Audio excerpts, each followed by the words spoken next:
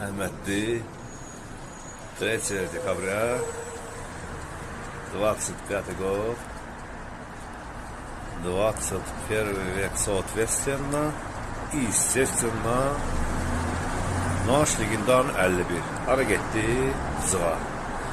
А еще один наш легендарный 51. Вот, смотрите, видите, да? Hara gelir? Ay sağ ol. Getdi düz yuxarı. Yəni Vasmaya 80 kilometre. Просто да, elə для своих внимательных, постоянных, дорогих зрителей решил просто поснимать, да, и показать вам каковенное сегодняшнее лечение время в Баку. Ну, 13-й дом, естественно, по умолчанию, там ведутся работы, мероприятия по восстановлению здания. Ну, как говорится, мотоциклисты тоже, да, getdi yuxarı motosiklet. Avtobus, это 57, тоже getdi yuxarı. Самокатчики, девочки, естественно, это уже по умолчанию, да, это уже mümkün olan şeydir.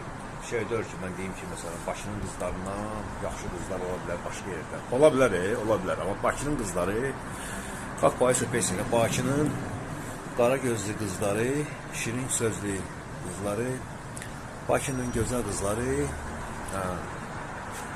мне уже запелось. В общем-то, как говорится, шутки в сторону, да.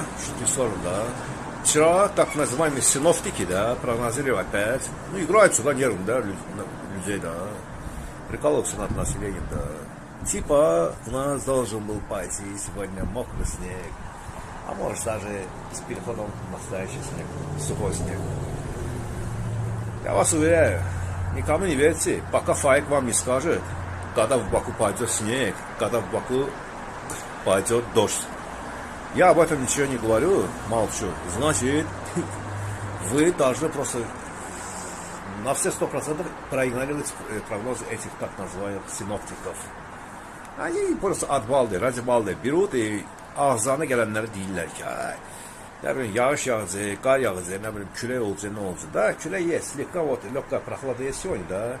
Люди как бы одеты по зиму, но никакого снега, тем более дождя нету.